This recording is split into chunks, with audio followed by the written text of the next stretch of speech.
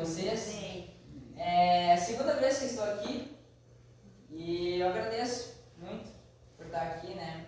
Gosto muito dessa igreja, por ser uma igreja forte na fé e também, né? Agradeço por estar aqui de novo, mais uma vez, para passar a mensagem aqui para vocês hoje. Amém. E o tema que eu vou falar hoje é um tema que nos acompanha muito na nossa vida espiritual. Na nossa vida sempre nós vamos ter os altos, mas nós temos os baixos também. E é praticamente sobre isso que eu vou falar. O que é aprovação para você? Você tem passado por provações? Que tipo de provações são essas? As provações, será que elas podem vir de Deus? Existem bilhões de pessoas vivendo nesse mundo. Cada uma delas sabe a alegria e a tristeza de ser quem são. Por que as provações existem? Será que Deus quer nos ensinar algo com as provações? Todos nós temos nossas vidas, né? Realmente, todos nós que estamos aqui passamos por provações. Qual é a sua provação? E como você tem lidado com as suas provações? Sabe, irmãos, Deus tem um único objetivo para a nossa vida. O objetivo de Deus é nos levar para o céu. Porque lá, Ele vai resolver todos os problemas da humanidade. Se você não quer mais chorar, lá não haverá mais lágrimas. Se você não quer mais ter depressão, lá não haverá sofrimento. Se você quer ser feliz, o céu será o centro de toda a felicidade. Se você não quer mais se preocupar, se você não quer mais viver seguro, se você quer ter paz, o céu é a solução para todos os problemas da humanidade. E o objetivo de Deus é nos atender aqui, quando Ele voltar. Porque Ele quer solucionar todos os problemas da humanidade. Mas até isso acontecer, nossa caminhada não é tão fácil assim. Porque não há uma pessoa que alcance o topo da montanha sem passar pelo vale, né? E a estrada da vida é um caminho que não é fácil de percorrer. Porque a nossa vida é acompanhada de doenças, de acidentes, de sofrimento, de decepções, de tristezas. E isso é aprovação. A aprovação serve para nos testar, para nos avaliar, para nos pôr à prova. Mas ele tem um propósito benéfico. As provações são permitidas por Deus para bom propósito, para nós sermos mais fortes e mais puros. E hoje eu quero apresentar a história de um personagem bíblico que lutou na sua vida passou por muitas provações, passou por perseguição, mas ele nunca esqueceu que mesmo nas provações, Deus estava com ele. Todo mundo conhece esse personagem. Eu estou falando do rei Davi. O rei Davi, depois que ele derrotou Golias, ele virou o centro das atenções do povo de Israel. E ele agora, o nome dele era repercutido por todo Israel. Mas por causa disso, o rei Saul começou a ter muita inveja de Davi. E por muitos e muitos anos, Saul tentou de várias formas matar o seu próprio genro. E Davi passou por muitos momentos difíceis, muitos. Ele quase foi atingido por uma lança. Ele quase foi pego por Saul nos desertos de Zif, se não fosse a mão do Senhor. Davi passou por muitos problemas, mas ele nunca esqueceu de quem era Deus. Mesmo nas provações, ele nunca esqueceu que Deus estava com ele. E Davi sempre provou sua lealdade para Saul. Porque Davi poderia ter a chance de ter matado 2 vezes o rei. E isso também foi uma provação para ele. 2 vezes ele estava diante de Saul e agora ele poderia acabar com todo aquele sofrimento. Mas ele escolheu seguir firme, porque ele sabia que Saul também era ungido de Deus. E mesmo Saul fazendo tantas coisas erradas, Davi colocou tudo nas mãos de Deus. Deixou que Deus guiasse a sua vida. E agora eu pergunto, quando Davi se tornou rei, será que ele também não foi perseguido? É impressionante vermos a história de Davi, que os seus próprios amigos, familiares, se voltaram contra ele. Quando ele estava ali agora, sendo as atenções de Israel, o seu sogro estava perseguindo. E agora, sendo rei de Israel, o seu próprio filho perseguiu. O seu próprio filho. E Davi não teve coragem nenhuma de lutar contra ele, porque ele não queria fazer nenhum mal ao filho. E mais uma vez ele foi provado. E aí Davi se lembrou da época que ele foi perseguido pelo próprio sogro. E deve ter sido muito difícil, acredito, para ele, porque ele passou por muitos momentos de perseguição e agora estava passando por mais um. E foi nesse momento que Davi estava fugindo que ele escreveu o Salmo 3. Que é um salmo que eu gosto muito. São apenas 8 versos. E foram versos que Davi fala sobre o momento que estava passando. Senhor, como tem crescido o número dos meus adversários, e como são numerosos os que se levantam contra mim. São muitos os que dizem de mim, não há em Deus salvação para ele. Porém tu, Senhor, és o meu escudo, és a minha glória, é o que exaltas na minha cabeça. Na minha voz eu clamo do santo monte, e de lá o Senhor me responde. Eu deito e me pego no sono, acordo, porque o Senhor me sustenta. Não tenho medo de milhares do povo que se colocam em posição contra mim de todos os lados. Levanta-te, Senhor, salva-me, Deus meu, porque feres nos queixos a todos os meus inimigos e aos ímpios quebras os dentes. Do Senhor é salvação e do teu povo a tua bênção. Mesmo passando por mais uma perseguição, mesmo Davi passando um momento muito difícil na vida dele, ele sabia que Deus era o escudo dele. E ele seguiu firme, porque ele sabia que Deus estava com ele. Amém. Amém. Eu também quero destacar a história de 3 jovens, né? Sadraque, Mesaque e Abednego, que no momento que o rei Nabucodonosor recebeu o sonho da estátua e Daniel interpretou, ele recebeu a mensagem que o reino dele não duraria para sempre. Mas Nabucodonosor disse, meu reino vai durar para sempre. E fez uma estátua inteira de ouro. E todo mundo tem que se ajoelhar perante ele. E aí fez a estátua 27 metros de altura, chamou todos os príncipes, colocou praticamente todas as pessoas importantes do povo. E ele disse, ao som da música, todos têm que se ajoelhar. Quem não se ajoelhar, vai para a fornalha. E aí, todo mundo se ajoelha, menos 3. E os jovens ficaram em pé.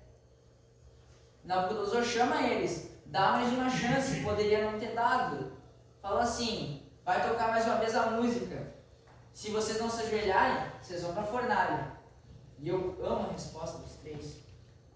Porque os 3, mesmo no momento difícil, agora estavam assim, ou a gente segue Deus e morre, vai para a fornalha, ou ele nos salva, ou a gente escolhe até mesmo perder nossa vida vida por amor a Deus, ou a gente blasfema o nome dele e adora esse nome.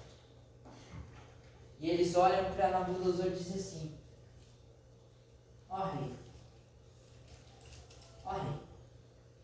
o nosso Deus pode nos livrar, mas mesmo que ele não livre, porque eu e você sabemos o final da história, mas eles não sabiam.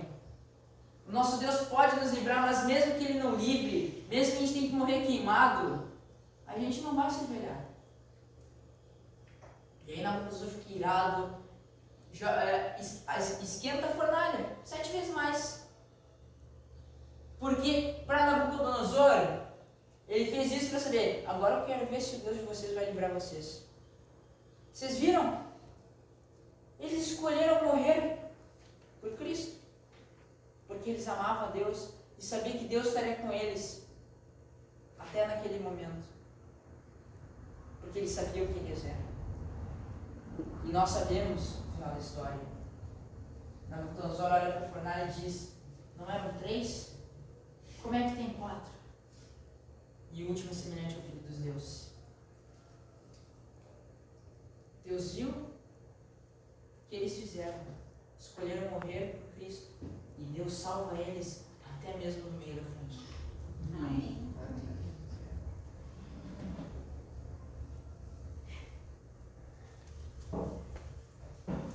E eu quero mostrar com essas 2 histórias. É simples. Esses personagens passaram por muitos momentos difíceis. E não é porque a gente segue a Deus que a nossa vida vai ser fácil. Mas eles escolheram seguir firmes em Deus. E sabe, eu quero que você abra sua Bíblia agora em Romanos 5.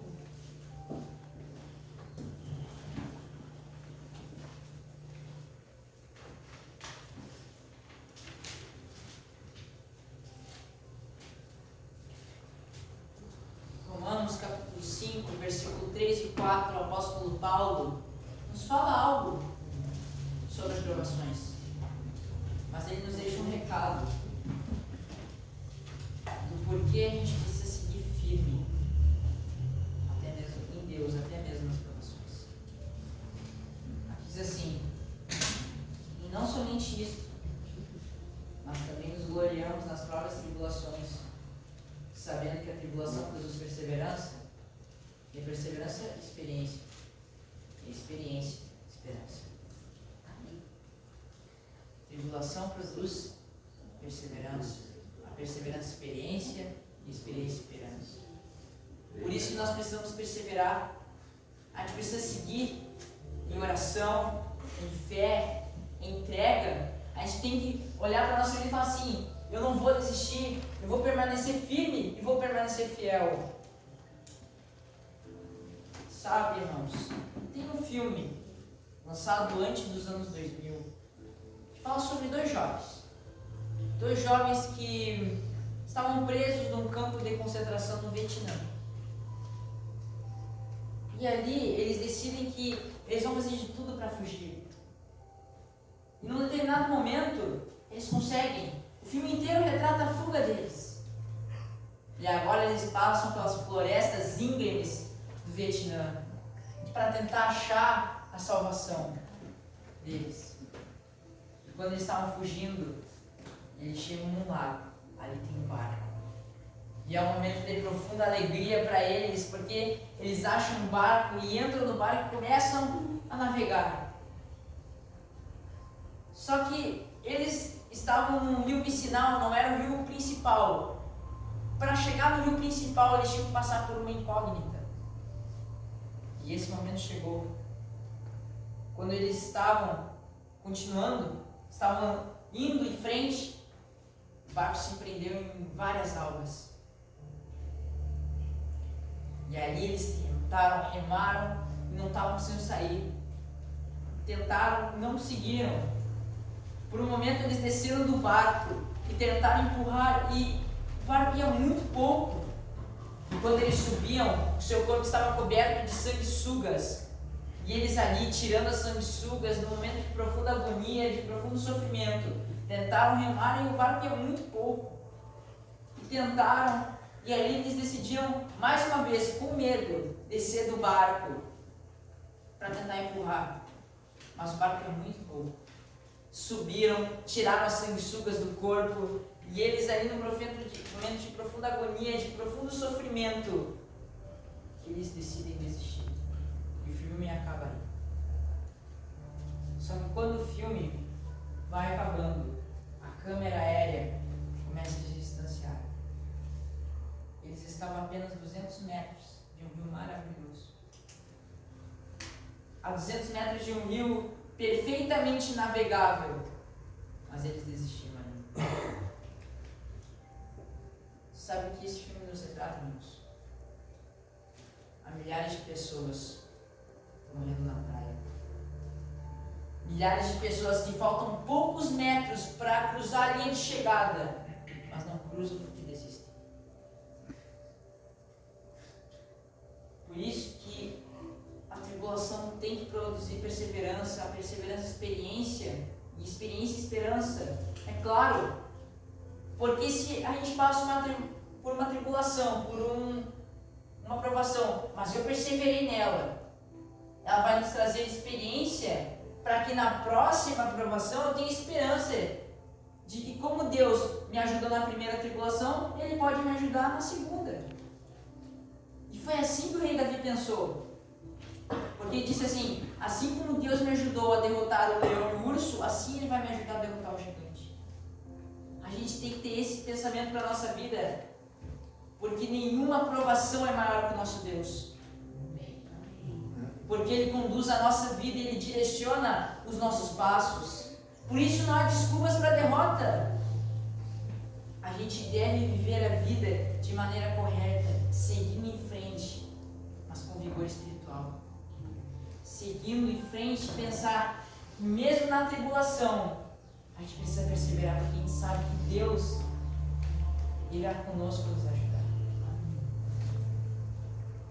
E as provações, elas medem quem nós somos.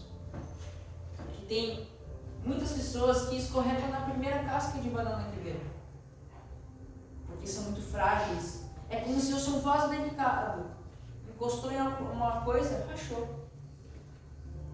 Por isso a gente deve ter a capacidade de sofrer. A gente deve aprender a sofrer, porque todos nós sofremos, todos. A gente precisa aprender a sofrer. E eu quero que você abra sua Bíblia em 1 Pedro agora, no capítulo 4.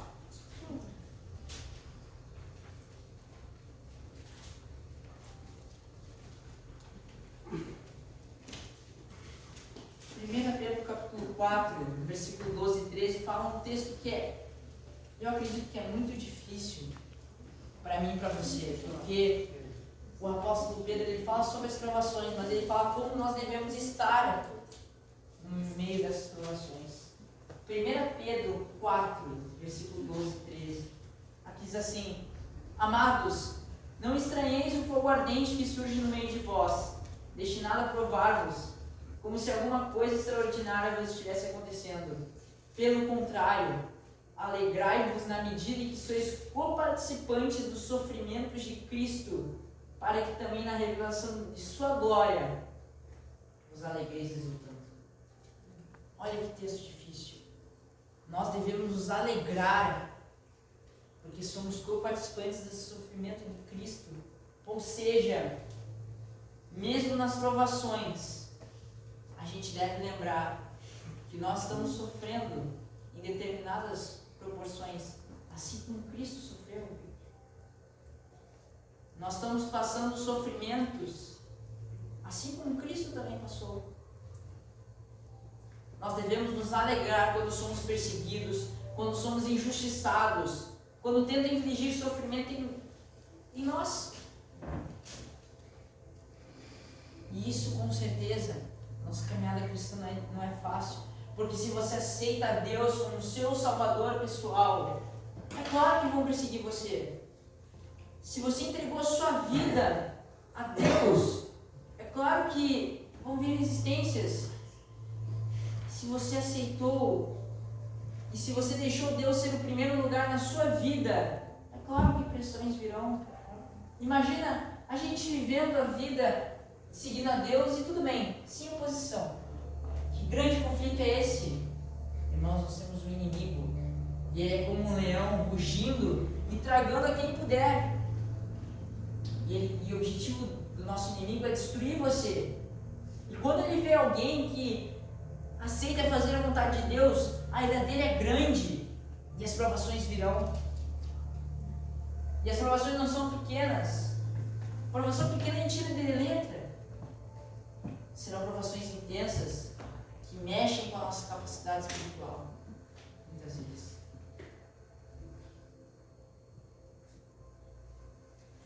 Sabe, irmãos? Nossa vida não é fácil, com certeza. Eu com 15 anos eu já presenciei isso. Eu sei o que é passar por provações. Porque nosso inimigo é inteligente, ele é astuto. E se ele vê alguém que está fazendo a vontade de Deus, ele faz de tudo para afastar alguém de Deus. E eu imagino agora uma situação. Eu gosto muito de ler as histórias, muitas vezes, dos mártires cristãos. Porque aquilo me encoraja muitas vezes.